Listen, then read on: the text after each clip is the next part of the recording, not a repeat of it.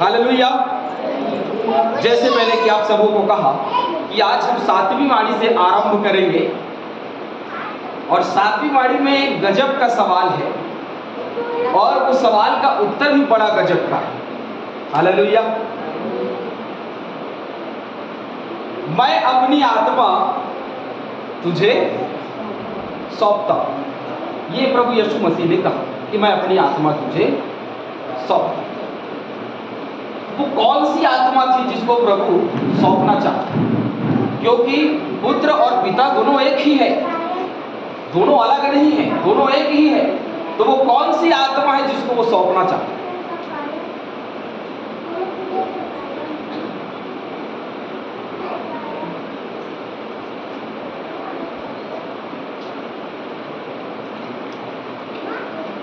Hallelujah.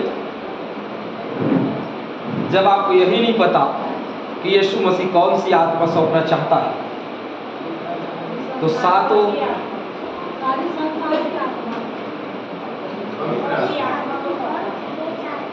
पवित्र आत्मा भी, आप आधा बोल रहे हैं।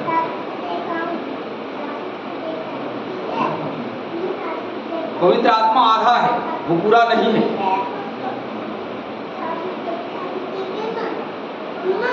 तो परमेश्वर ने इस आत्मा को तैयार किया था। हमको कौन सी आत्मा सौंपनी चाहिए? परमेश्वर कौन सी आत्मा?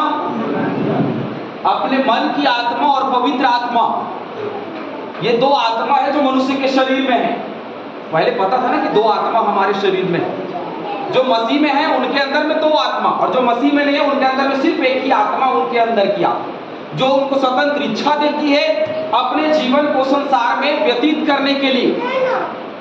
जो स्वतंत्र इच्छा के रूप में, देखिए आत्मा यदि नहीं होगा तो आप अपनी इच्छा से नहीं चल सकते, और वही आत्मा जब चली जाती है तो हम मर जाते हैं, हमारी मृत्यु हो जाती है, शरीर किसी काम का नहीं रह जाता। वो आत्मा हमारे अंदर में है, और वो आत्मा जो पवित्र आत्मा के रूप में हमको मिला है, वही आत्मा हम परमेश्वर को सौंप सकते हैं। ऐसा लोगों का मानना है कि पवित्र आत्मा किसी के अंदर में होगा, उसको सौंपा जाएगा। लेकिन ये एक कदम आगे है। अरे भाई, जो पहले से ही परमेश्वर का है उसको सौंपने वाली बात नहीं है। भाई एक बात बताओ, भाई भुवन जी का बाइबिल यदि मेरे पास में है, मैं ये कहूंगा क्या कि मैं अपनी बाइबिल तुझे सौंपता हूं? अरे भाई, वो आपकी बाइबिल है, आपकी बाइबिल मैं आपको सौंप रहा हूं, ये बोला जाएगा। लेकिन उसने कहा मैं अपनी आत्मा तुझे सौंपता हूं। हालेलुया। तो कौन सी आत्मा है जिसको हमको सौंपना है? अभी भी सवाल वही। दो अलग अलग कैंडिडेट हैं, एक पवित्र आत्मा और एक हमारी आत्मा, लेकिन वो दोनों आत्मा है जो एक साथ स्वर्ग को जाने वाली है। हालेलुया। यदि वो दोनों एक साथ नहीं है तो वो आत्मा कभी प्रभु ग्रहण नहीं करने वाला है। हालेलुया। जब तक पवित्र आत्मा और हमारी आत्मा दोनों परमेश्वर को सौंपा नहीं जाएगा, तब तक वो स्वर्ग नहीं जा सकता। क्योंकि हमारी आत्मा के अंदर में इतनी ताकत नहीं है, इतनी सामर्थ्य नहीं है, या ये कहें कि ये पाप से भरी हुई आत्मा है, ये आत्मा इस लायक नहीं है कि वो स्वर्ग जा सके या परमेश्वर के हाथ में सौंपा जा सके। लेकिन इसको लायक कौन बनाता है? पवित्र आत्मा इसको लायक बनाता है, जो हमें सहायक के रूप में हमको दिया गया। और वो लायक आत्मा इस नालायक आत्मा को लायक बनाती है और बना करके स्वर्ग में पहुंचाती है। हालेलुया। कितनों को पता था ये बात कि जब तक दोनों आत्मा एक नहीं होगा तब तक स्वर्ग नहीं जा सकता। अब जिसके अंदर में दो आत्मा एक साथ काम कर रही है, वो शरीर के आत्मा की बातें नहीं सुनता, वो सिर्फ पवित्र आत्मा की बातें सुनता। अब पवित्र आत्मा की बातें किस किस को सुनाई देती?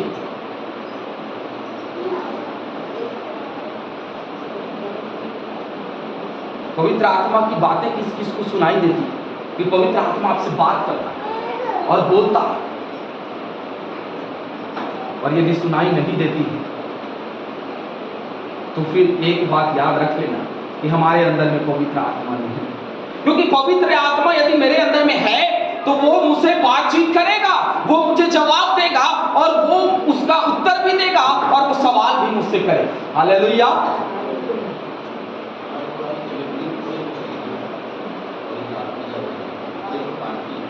आमीन।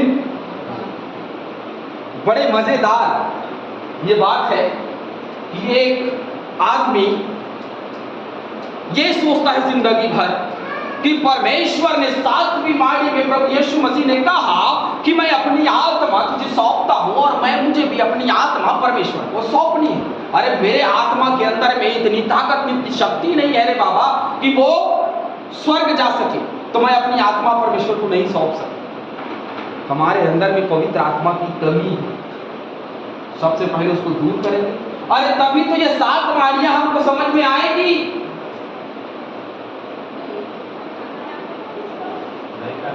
नहीं तो ये 7 माड़ियां हर बार यहां से प्रचार किया जाता है, हर बार हम सुनते हैं और हर बार मजा लेते हैं। इसको मजा लेना बोलते हैं। कान की खुजली मिटाने के लिए, कानों की खुजली मिटाने के लिए पौलुस कहता है, कानों की खुजली मिटाने के लिए, दुआ प्रार्थना करने के लिए कलीसिया में आते हैं।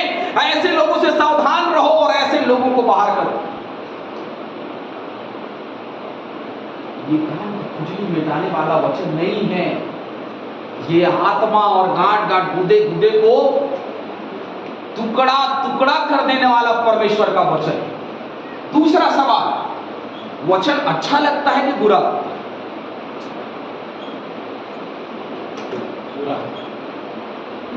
आप लोगों को कैसा लगता है, अच्छा लगता है कि बुरा? हालेलुया। बुरा लगता है, क्योंकि परमेश्वर का वचन है ही ऐसे जो संसार से मेल नहीं खाता, जो संसार से मेल नहीं खाता और जो संसार में जीवित है या जो संसार में जीवन बिता रहा है, उसको वो वचन बुरा लगता है। आमीन, हालेलुया। वहां दोनों बात सब मिली। जो संसार में जीवन बिता रहा है उसको ये वचन बुरा लगता है, और जो आत्मा में जीवन बिता रहा है, क्योंकि पवित्र आत्मा उसके अंदर में है, तो उसको वचन जो है वो बड़ा अच्छा लगता है। हालेलुया। उसको वचन को सुनने में आनंद आता है, उसको वचन को समय देने में आनंद आता है, उसको प्रभु की महिमा करने में आनंद आता है। यदि मैं संसार में हूं, मेरे अंदर में कोई बुराई है और यदि कोई यहां से प्रचार कर रहा है, तो उस बुराई को यदि आपके जीवन में है तो वो आपको बुरा लगेगा कि मुझे ही देख करके तीर चलाया गया। हालेलुया। डेविड भैया ने बहुत सारी बातों को कहा, अनामिका ने बहुत सारी बातों को कहा, कुछ लोगों ने बहुत सुंदर वचन, भाई भुवन मसीह ने, बाला दीदी ने एक नई बात बताई कि तीसरा स्वर्ग भी। हालेलुया। यदि आप जब तक परमेश्वर के वचन के आत्मा को ही अपने अंदर में नहीं ले पाएंगे, तब तक वचन ना आपको समझ में आएगी, ना आपका जीवन या मेरा जीवन कभी बदल पाएगा। हालेलुया। यदि मेरा जीवन बदलना है तो पवित्र आत्मा मेरे अंदर में होनी चाहिए, और पवित्र आत्मा यदि मेरे अंदर में है तो हमें सहभागिता रखना, संगति रखना, आराधना करना, उसकी महिमा करना हमें बड़ा अच्छा लगेगा। हालेलुया। क्योंकि पौलुस कहता है, प्रभु में तुम सदा आनंदित रहो, अपने घर द्वार में नहीं, अपने बाल बच्चों में नहीं, संसार में नहीं, परंतु किसमें आनंदित रहो? प्रभु में सदा आनंदित रहो। हालेलुया। प्रभु यीशु मसीह ने प्राण दिए, 7 माड़ियों को कहा, सारी चीजें अच्छी तरीके से हुई। एक वचन जो है और है, मैं प्यासा। ये 2 वचन हैं जिसमें बहुत सारी बातें नहीं बताई गई या बहुत सारी बातें नहीं बताई जाती। मैं प्यासा हूं, तो प्रभु यीशु मसीह को कौन सी चीज की प्यास लगी थी, ये भाई भुवन मसीह ने आप लोगों से पूछा। यही सवाल मैं आप लोगों से कर रहा हूं कि कौन सी प्यास प्रभु यीशु मसीह को?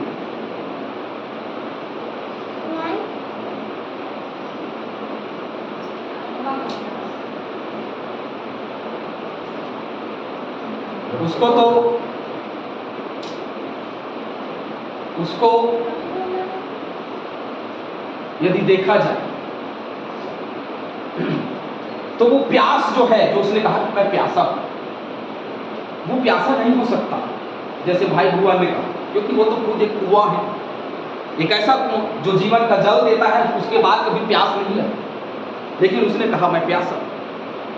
जब शरीर से रक्त बहने लगता है किसी इंसान का, क्योंकि भाई प्रभु यीशु मसीह एक मनुष्य भी, यदि शरीर से लहू बह रहा था, जब किसी मनुष्य के शरीर से लहू बहेगा तो सबसे पहले नानी दादी मामा मामी याद नहीं आता, ये जो पानी है ना वो याद आता। हालेलुया। जब खून बहता है तो सबसे पहले इंसान पानी मांगता है। जब किसी के सर में चोट लगे या कहीं चोट लगे जिससे बहुत सारा रक्त बह जाए तो वो सबसे पहले पानी मांगता है। ऑपरेशन के बाद जब कोई होश में आता है या जब वो अपने आप में आता है तो सबसे पहले पानी मांगता है, क्योंकि उसका रक्त थोड़े देर पहले बह गया।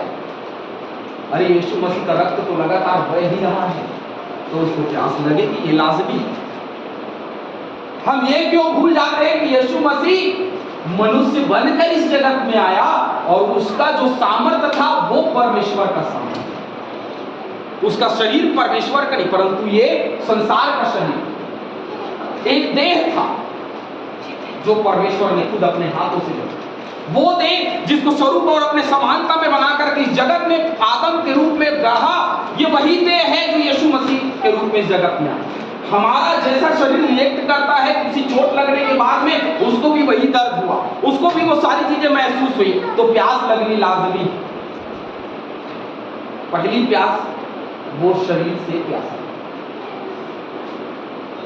हालेलुया। वो तो को लगता है नहीं उसको आत्मा की प्यास। लगभग 5 वाणियां वो बोल चुका है और 2 वाणियां बची हुई, क्योंकि यीशु मसीह रुक के नहीं बोल रहा था कि भाई थोड़ा रुक जाता हूं, 15 मिनट बाद फिर बोलूंगा, फिर 15 मिनट बाद बोलता हूँ, ऐसा नहीं, वो तो बोलता चला। और उसके बाद में उसने प्राण त्याग दिए। जब दोपहर के बाद का समय हुआ तो उसने प्राण त्याग दिया।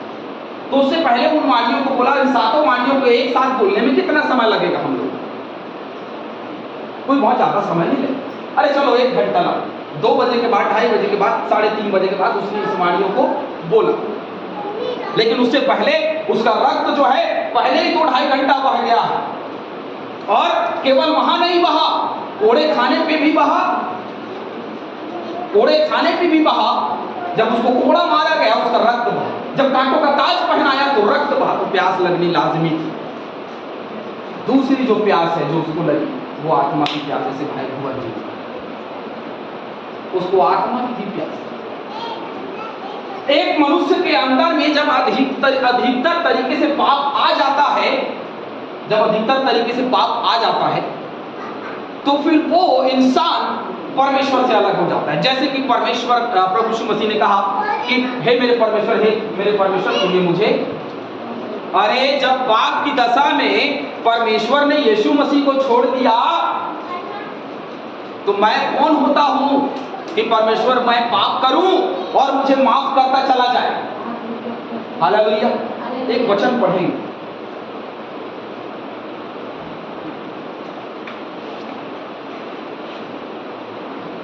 ऑनलाइन बाइबल क्लास में वचन है, अभी भेजा उसको पढ़ो।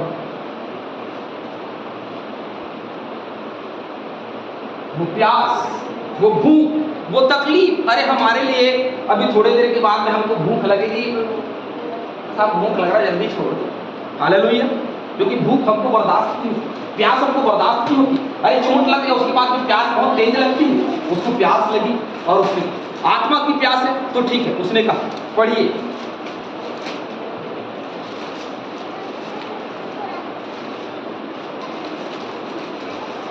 शायद इसका 28 का कुछ है, किसी का 15 से 20 पढ़िए। परंतु यदि तू अपने परमेश्वर यहोवा की बात न सुने और उसकी सारी आज्ञाओं और विधियों के पालने में जो मैं आज सुनाता हूँ चौकसी नहीं करेगा तो ये सब साफ तुझ पर आ पड़ेगी। अर्थात साबित हो तू नगर में, साबित हो, आराम से साबित हो तो कहाँ साबित हो? बताइए ना, कहाँ साबित हो? नगर में। आगे पढ़िए। साबित हो तू खेत में। कहाँ साबित हो? खेत में भी, नगर में भी, खेत में भी। आगे। साबित हो तेरी कोठरी और तेरी कठौती। साबित हो तेरी कोठरी। अरे वो कोठरी जहां तू बैठ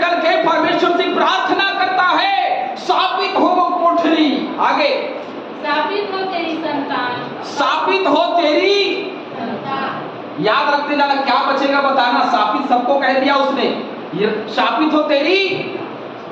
आज मसीहियों के संतान जो हैं वो मसीह व्यवहार क्यों नहीं करते? आज उनके माँ, अब देखिए संसार में किसी के बच्चे क्या कर रहे हैं नहीं पता, लेकिन आज मसीही बच्चे भी वैसा ही कर रहे हैं जैसे संसार के बच्चे करते हैं। क्यों? क्योंकि शापित हो तेरी संतान। हालेलुया। आगे पढ़िए। और भूमि की उपज और गायों और क्या? अरे भैया, खेत को शापित कह ही दिया, उसमें की जो उपज उगी हुई है उसको भी शापित कह दिया। आगे। गायों और भेड़ बकरियों के बच्चे। अब देखिए, गाय और भेड़ बकरियों के बच्चे को भी शापित, सब चीज को शापित कर दिया परमेश्वर।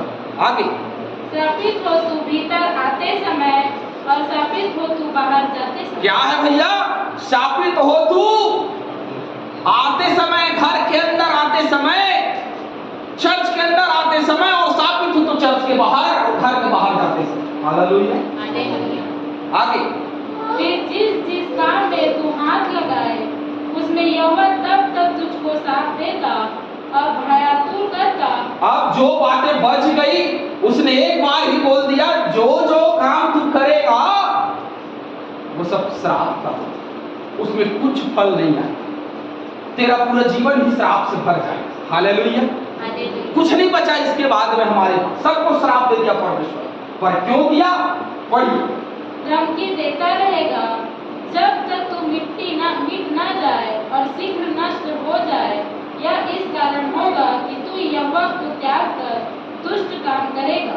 हालेलुया। क्या करेगा? यहोवा को त्याग करके तू दुष्ट काम करेगा, इसीलिए तू श्रापित।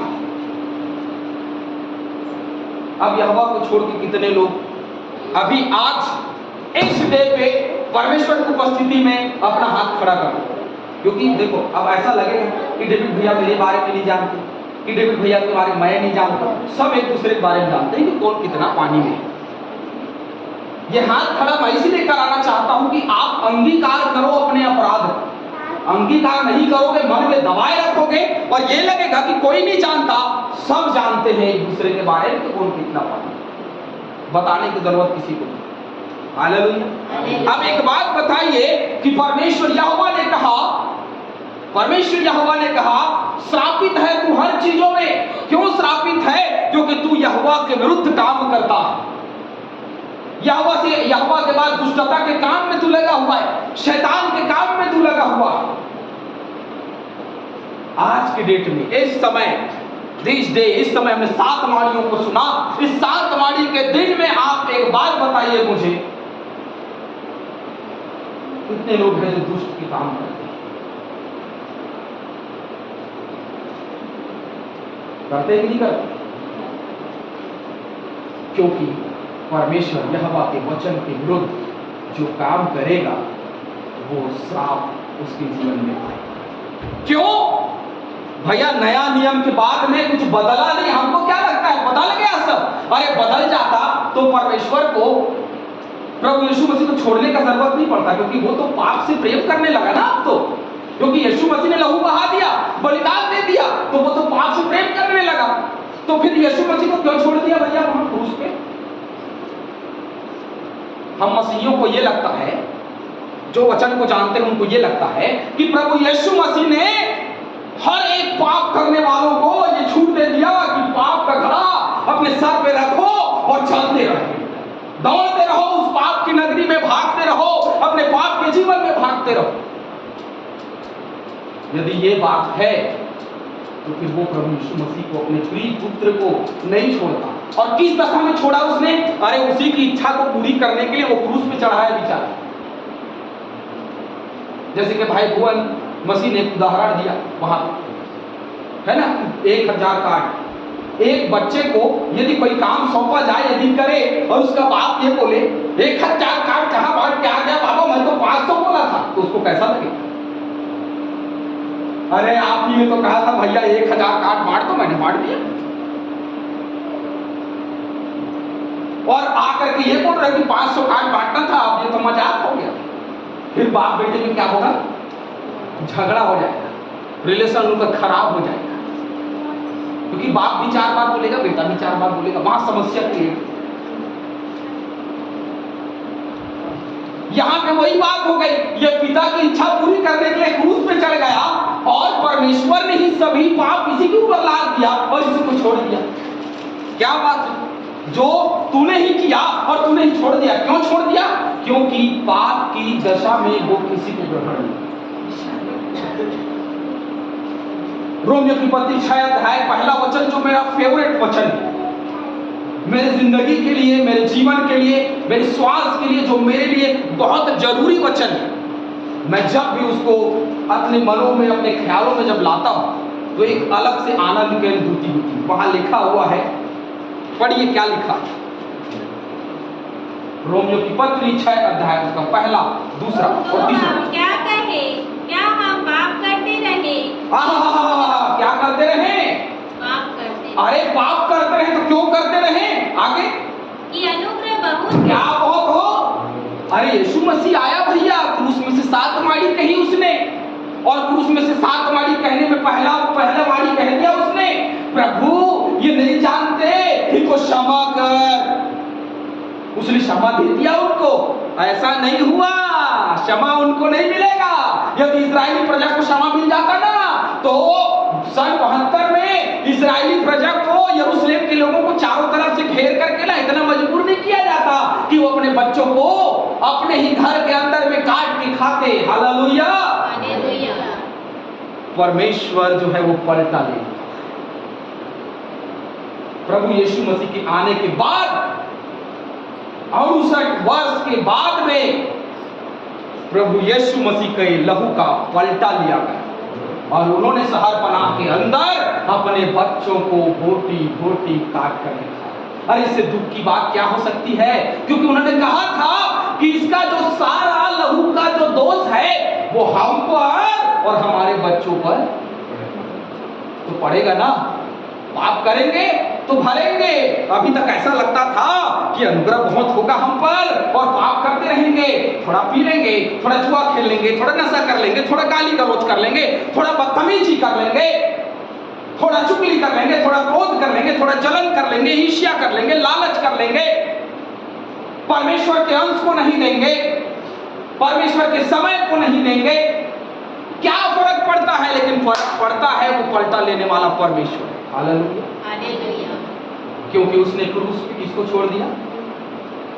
अपने प्रिय पुत्र को छोड़ दिया, जिसके लिए उसने कहा था मैं इसे बहुत प्रसन्न हूं, क्योंकि ये मेरा प्रिय पुत्र है, मैं इसे बहुत प्रसन्न हूं क्योंकि ये मेरी इच्छा के अनुसार काम कर रहा है। और उसने बताया कि तुम पाप करोगे तो परमेश्वर तुमसे पलटा। हालेलुया। श्राप परमेश्वर की ओर से आता, याद रखना। उसने श्राप दे दिया ना। बहुत लोगों को यह मानना होता है कि परमेश्वर प्रेमी, दयालु और कृपालु परमेश्वर है, वो सजा नहीं देता। आपको पता है वो श्राप देने वाला भी परमेश्वर है। सदोम और अमोरा को उसने श्राप दे दिया, अरे आग और गंधरस से तुझे जला दिया जाए। वही निनवे नगर को उसने श्राप दे दिया, लेकिन वो बच गए क्योंकि उन्होंने अपने अपराधों को, तो वो जो श्राप हम पे पड़ने वाली है सदोम अमोरा के समान, बिना मन फिराए नष्ट ना हो जाओ, परंतु मन फिराओ और मन फिरा के निनवे के समान परमेश्वर के आदर भाव में अपने सर को झुका दो, अपनी जिंदगी को झुका दो। क्षमा देने की बात यदि कही गई तो इसका मतलब ये नहीं है कि हमको बड़ा छूट मिल गया कि हम पाप करते रहे, पाप करते रहे, घूमे रहे, पाप करते रहे, है ना। चलिए भैया, ईस्टर का समय है, 40 दिन का उपवास रखते हैं, 40 दिन में पाप धुल जाएंगे। कई लोगों का समय 40 दिन में पाप धुल जाएंगे, तो नवरात्रि का पर्व नहीं चल रहा बाबा। ये परमेश्वर का कार्य है जो 40 दिनों के लिए आपके जीवन में मीटिंग और आराधना के लिए दिया गया। इसलिए नहीं दिया गया कि आप चिकन नहीं खाएंगे, मटन नहीं खाएंगे, शराब नहीं पिएंगे, पाप नहीं करेंगे। कहीं ना कहीं एक दिन में आपसे कुछ ना कुछ पाप हो गए। आपको क्या लगता है कि उपवास रखने से सब कुछ सही हो जाता है? कुछ सही नहीं होता, सब गलत होते चला जाता है। आमीन। क्यों गलत होते चला जाता है? क्योंकि हम पाप में डूबे थे और वो श्राप हम पे पड़ता चला जाता है। यशायाह की किताब मेरे साथ निकालेंगे।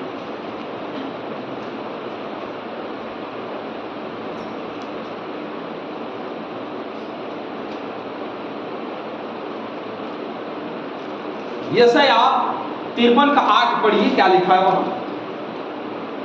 अत्याचार करके, क्या करके?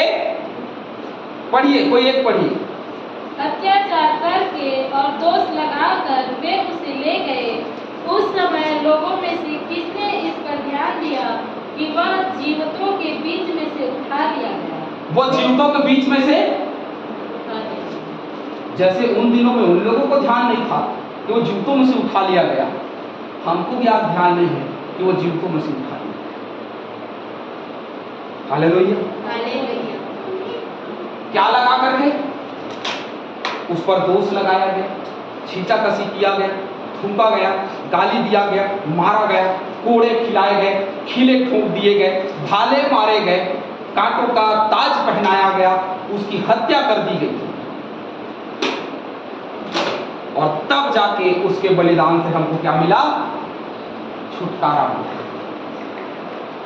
क्रूस पर चढ़ करके किसी के लिए 7 बार किसी चीज को दोहराना, अरे वो तो दर्द से कराह रहा होता, अरे बाप रे मर गया, अरे बेटा खिला ठोक दिया, अरे बाबा कोई बचाओ, ऐसा वर्ड होता। जैसे कि वो डाकू ने कहा ना दूसरे वाली, अरे तू परमेश्वर का पुत्र है भैया, अरे दर्द में मर रहे हैं, तू भी बच ले और हमको भी बचा ले, तब हम तेरे चेला बन जाए। हालेलुया।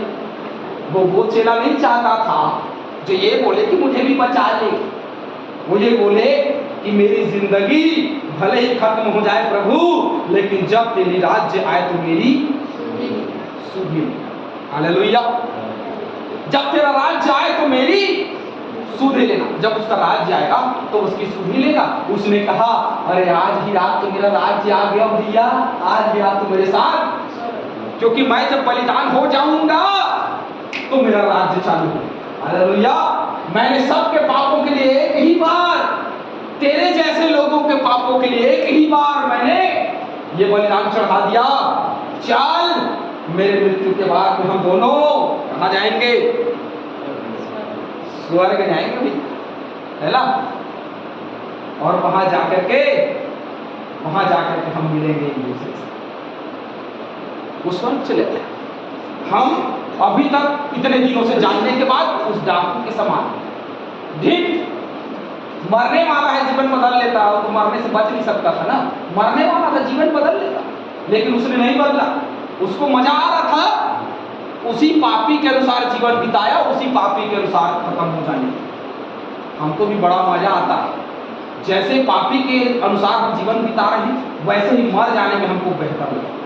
आज कितने लोग हैं जो बिना अब्राहम वंशी होते हुए मर गए, जो कभी लाजर के समान अब्राहम के गोद में नहीं गए, परंतु वो नाश होने के लिए अजगर के साथ, शैतान के साथ, दुष्ट के साथ, पापी के साथ नरक में डाल दिए। हालेलुया।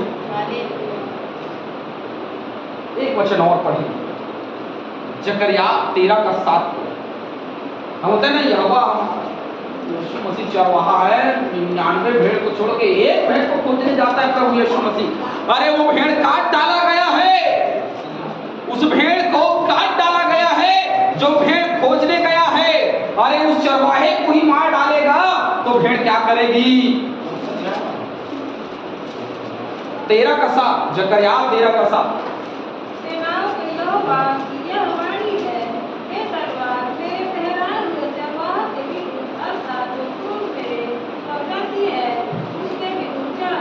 तू उस चरवाहे को काट, तब भेड़ बकरियां तितर बितर हो जाएंगी। आप हाँ बस हो गया, भेड़ तितर बितर हो जाएगी। आपको पता है शैतान कहाँ वार करता है? कहाँ वार करता है?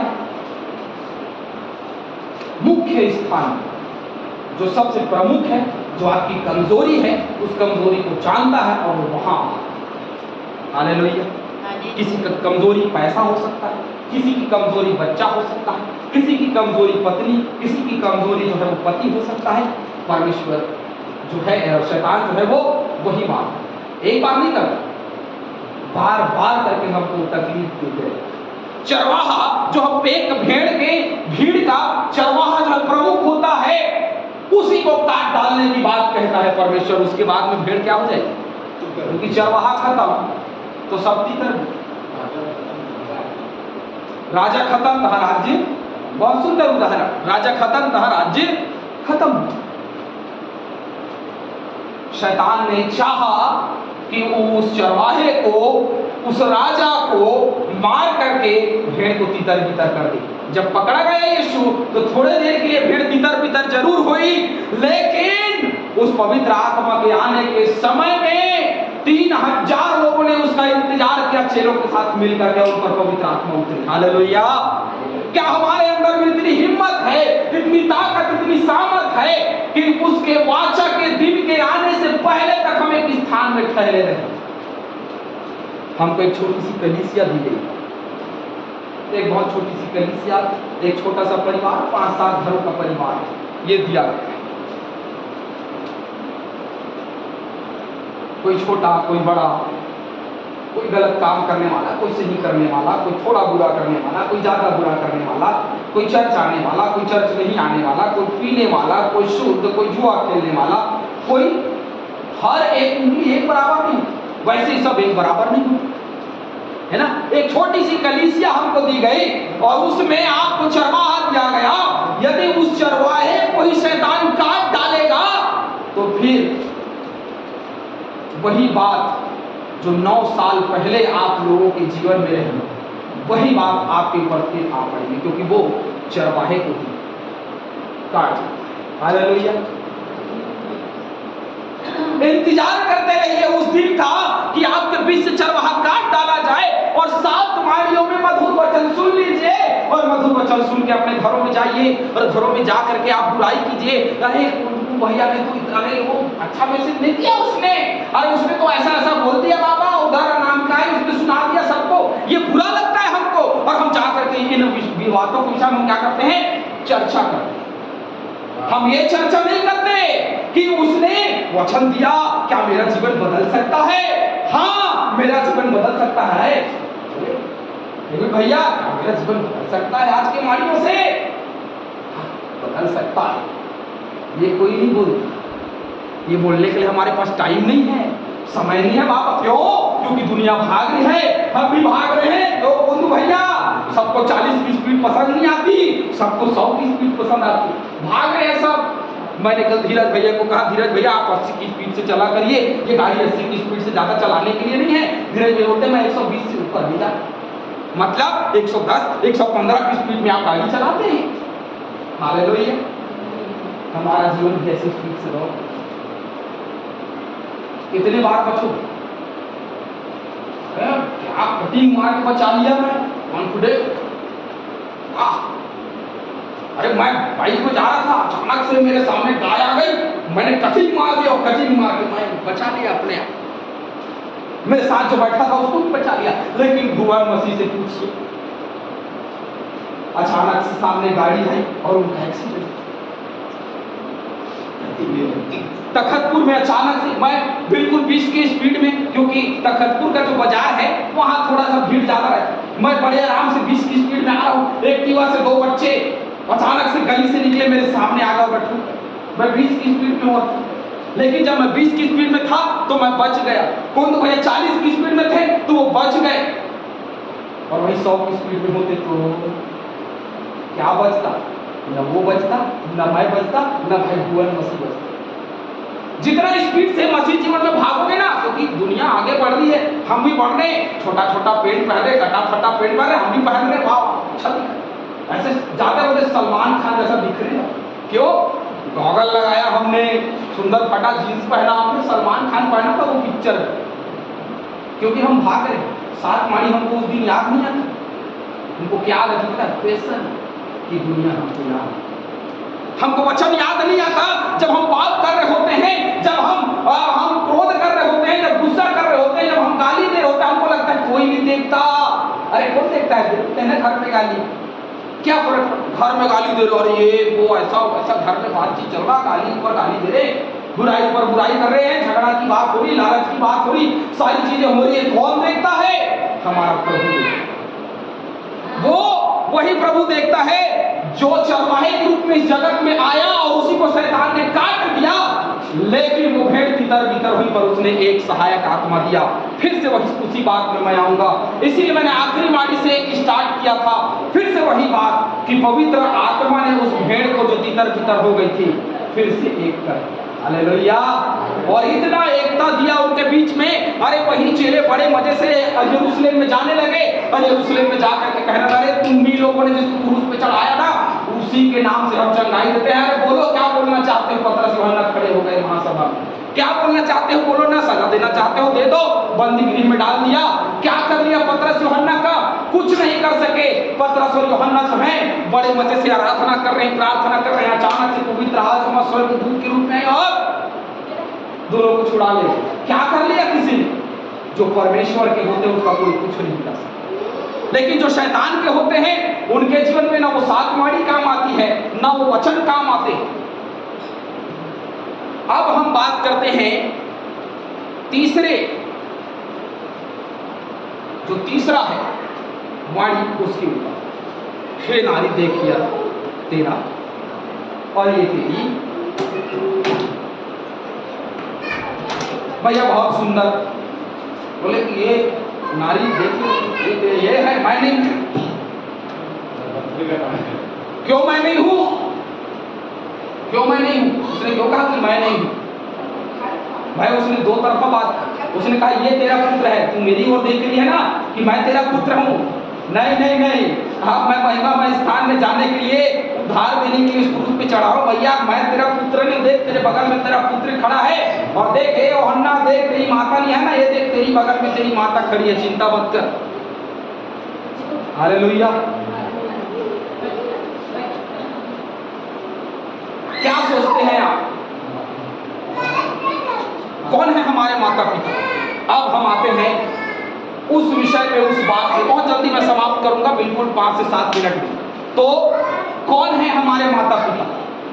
डेविड भैया आपके माता पिता कौन है?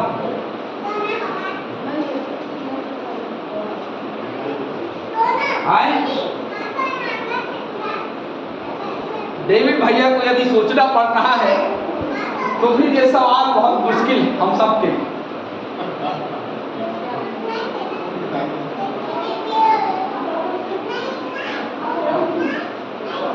किन किन स्थानों की बात होती है कि किन किन स्थानों में मेरे माता पिता कौन हो सकते हैं? चलिए हाँ, यस,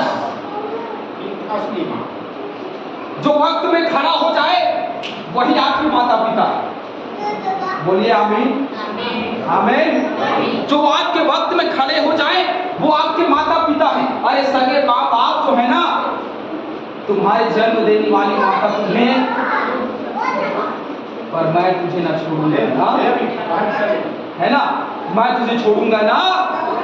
तो भाई देखो, आत्मिक रूप से परमेश्वर हमारा बाप है और वही हमारी माँ, और पिता पुत्र और पवित्र आत्मा तीनों एक है, इसलिए हम तीनों को एक माँ बाप के रूप में देखते। अपने घर में जब आप होते हैं तो आपके माता पिता जिन्होंने आपको इस संसार में जन्म दिया वो आपके माता। आप कहीं गए हुए हैं, आप गाड़ी से गिर गए, आपका भयंकर एक्सीडेंट हो गया, आपको उठा करके अस्पताल जो ले गया वही आपका माँ बाप, क्योंकि उसने आपके प्राण को बचाया। जैसे एक माँ बाप एक प्राण को जगत में लाते हैं, ठीक वैसे उसने आपके प्राण को बचा के एक नया जन्म दिया, तो वो आपके माँ बाप। आपकी कोई भी मजबूरी में आपके साथ खड़ा हो जाए, आपकी हिम्मत बन करके, वो आपके माँ बाप। और एक कलीसिया के लिए, एक चर्च के लिए, एक आराधना के लिए एक पास्टर ही माँ होता है और एक पास्टर ही पिता। अधिकतर लोगों के आप शब्दों से सुनेंगे, कई लोग जो है वो बोलते हैं कि हमारे आत्मिक पिता जो है, हालांकि परमेश्वर होता है, आत्मिक पिता कोई पास्टर नहीं होता। एक कलीसिया, एक चर्च के अंदर में माँ और बाप दोनों का किरदार एक पास्टर निभाता है। लेकिन जब आत्मिक तौर पे बात आती है तो आत्मिक पिता कहते हैं लोग, हमारा आत्मिक पिता वो फलाने रेवरेंड ये नाम बोलते हैं ना, रेवरेंड ये रेवरेंड हमारे आदमी पिता, क्योंकि उन्होंने हमको हमें नया जन्म दिया। अरे नया जीवन पास्टर नहीं देता, वो सिर्फ बताता है कि आप नया जीवन कैसे पाओगे, बांटता है कि नया जीवन हमने ये लो आप भी लो, वो बांटता है, सिर्फ बांट सकता है लेकिन नया जीवन दे नहीं सकता। नया जीवन देने वाला यीशु मसीह। लेकिन इस बात को भी आप मत भूलिए कि एक कलीसिया के लिए, एक चर्च के लिए माता और पिता एक पास्टर। अब सोचिए, आप कई चर्च ऐसे होते हैं, चर्च ऐसा नहीं, लेकिन कई चर्च ऐसे होते हैं जहां पे ऐसे एक उंगली पकड़, एक उंगली ऐसे दिखा दी जाती पास्टर को, अभी पास्टर को ऐसे उंगली पकड़ता है और फिर उसको बोल घुमा, पास्टर बोल घूम, वो उंगली घुमा रहे हैं और वो घूम। ऐसे चर्चों में श्राप के अलावा कुछ नहीं आता, जहां सेवकों को, क्योंकि सेवक परमेश्वर के हैं, जैसे कुंद भैया ने कहा, सेवक परमेश्वर का होता है, इंसान का नहीं। इंसान का याजक होता है और जो याजक कह दे वो आपको पूरा करना पड़ेगा। हालेलुया। हमने बहुत सारी बातों को नए तरीके से आज सीखा। एक याजक को आप घुमाओगे तो परमेश्वर आपको घुमाओगे। क्यों? क्योंकि उसने कहा है जो मेरे दास को छू ले वो मेरे आंख के पुतली को। तो ये श्राप जो है इतनी आसानी से हमारे जीवन में आता है कि आपको पता भी नहीं चलेगा कि श्राप पड़ रहा है आपको। धीरे धीरे आप श्रापित हो रहे हो, आपका फसल नहीं हो रहा, आपका नुकसान हो जा रहा है, आपके काम धंधे सही नहीं चल रहे हैं, आप समस्या में घिर रहे हो, आपके बच्चे काम धंधा बढ़िया चल रहा है लेकिन आपके बच्चे बीमार हो जा रहे हैं बार बार, और समस्याएं आपके बीच में फंसी हुई। आपका घर में मन मुटाव चल रहा है, आपके कलीसिया में मन मुटाव चल रहा है, ये श्राप बना हुआ है। क्यों? क्योंकि हमने कहीं भी किसी भी स्थान में अपने माता पिता का आदर नहीं। आमीन। जो मदद करता है उसको क्या बोलते हैं पता है? जो मदद कर दिया उसको क्या बोलते हैं?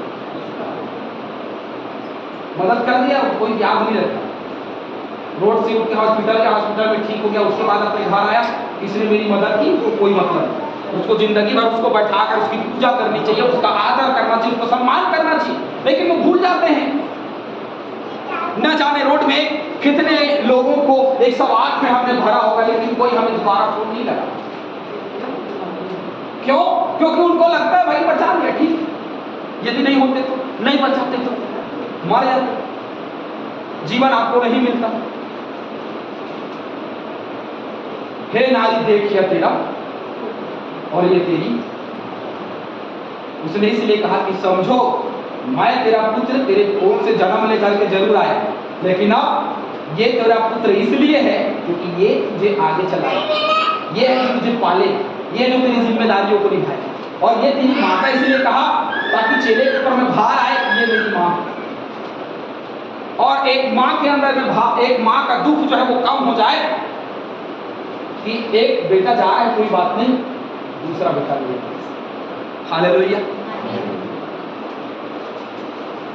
अब यीशु मसीह के और भाई बहन थे लेकिन वो मरियम के साथ नहीं थे, वो मरियम के साथ नहीं थे। उन्होंने अपने जीवन को अलग तरीके से जीना आरंभ कर दिया था। इसलिए यीशु मसीह को अपने माता के लिए एक नया पुत्र उसको बनाना था। आप सोचिए यदि कोई अपनी जिम्मेदारी को नहीं निभाता उसको अपने लिए एक नया रिश्तेदार खोजना पड़ता।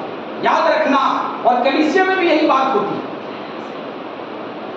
भाई। कई बात ऐसे हो जाती कि लोग हटा दूसरा ढूंढ लेते हैं, दूसरा ढूंढ लेते हैं, क्या फर्क? कोई फर्क नहीं पड़ता खुद। लेकिन आप एक वचन और पढ़ेंगे, एक वचन और पढ़ेंगे, उसके बाद में हम आज के वचन को रोकेंगे।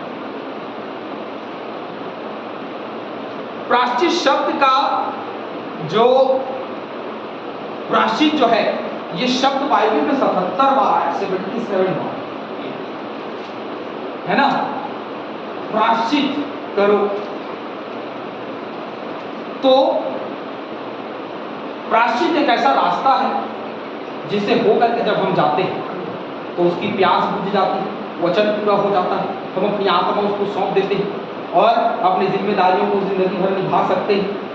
और क्षमा मांग भी सकते हैं और क्षमा दे भी सकते हैं, है ना। क्षमा मांगना सबसे बड़ी बात होती है, उसके बाद में क्षमा देना भी।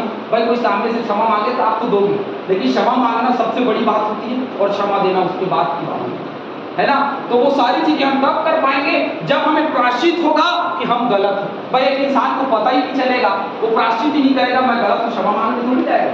उसको प्यास थोड़ी लगेगी आत्मा को, उसको वचन की प्यास थोड़ी लगेगी, उसको नहीं लगने वाली, वो थोड़ी ना वचन पूरा करेगा, नहीं, वो तो अपनी जिद पूरा करेगा। हालेलुया।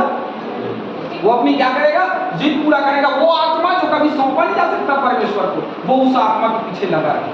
वो आत्मा जो स्वर्ग जाएगी, वो आत्मा हमारे अंदर में दो प्रकार से काम करती है। एक हमारे शरीर की आत्मा, हमारी देह की आत्मा, और दूसरी पवित्र आत्मा, दोनों मिलकर स्वर्ग जाने वाली।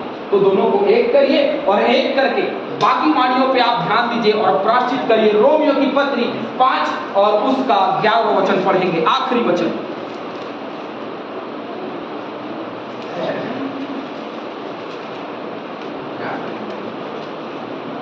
सॉरी, रोमियो की पत्री 5 का 11 बोला ना। केवल यही नहीं, परंतु हम अपने प्रभु यीशु मसीह के द्वारा, जिसके द्वारा हमारा मेल हुआ है, परमेश्वर में आनंदित होते हैं। जिसके द्वारा हमारा मेल हुआ है, हम परमेश्वर में आनंदित। हालेलुया। तो आनंदित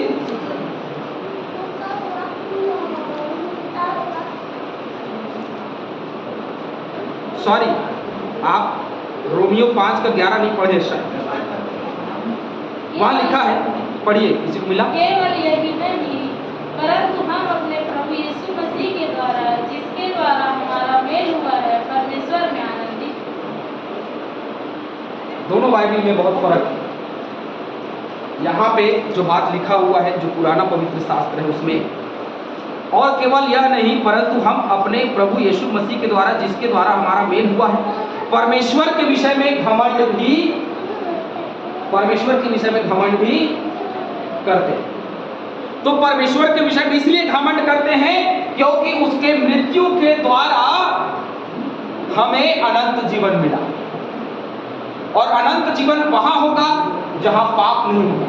जहां पाप होगा वहां अनंत जीवन नहीं होगा। अपने जीवन से पाप की उपस्थिति को बाहर करें, नहीं तो यीशु मसीह की तरह हम सब कुछ छोड़ दें। कौन छोड़ देगा?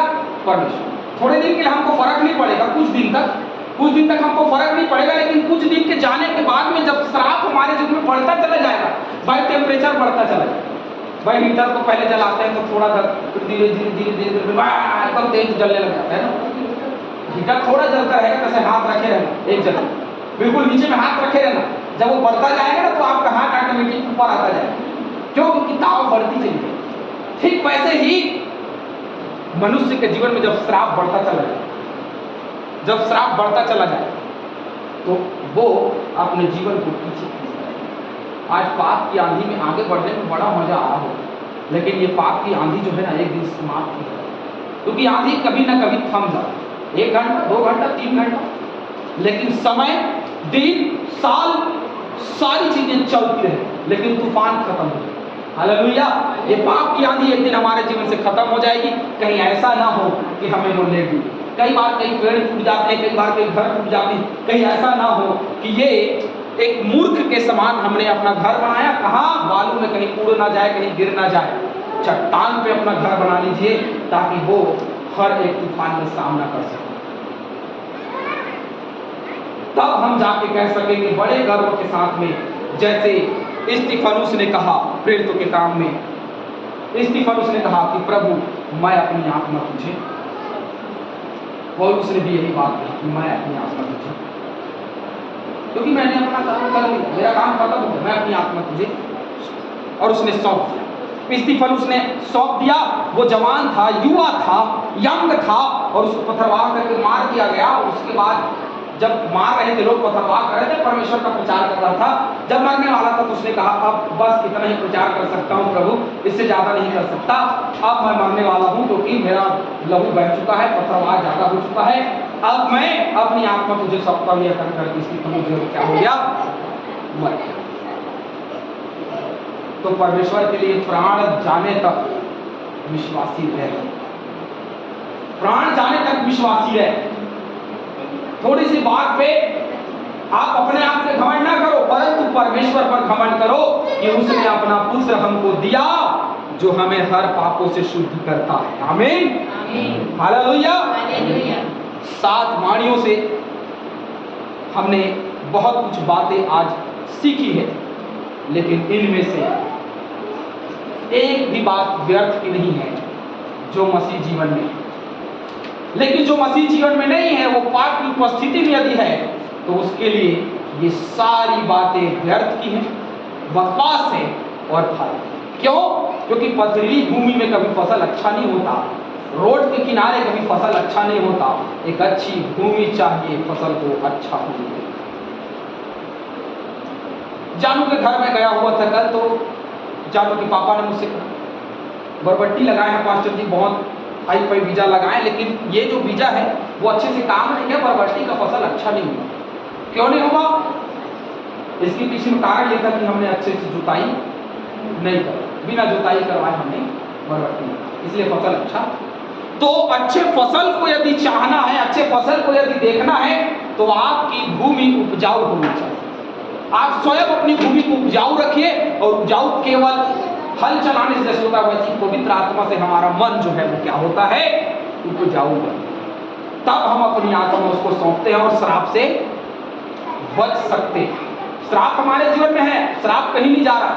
श्राप हमारे जीवन में है क्योंकि उसने श्राप दे दिया है पहले से। जो परमेश्वर के दुष्ट है, जो परमेश्वर से अलग है भैया, उसके जीवन में अंदर आओ बाहर जाओ, खेत में बाहर में, कमाई में, धन में, दौलत में, बाल बच्चे में, सब में श्राप कमाओगे। Hallelujah, hallelujah. तो श्राप ना कमाओ, केवल अनंत जीवन पाओ। यही आशा रखो अपने जीवन से, और आप सभी को प्रभु बहुतायत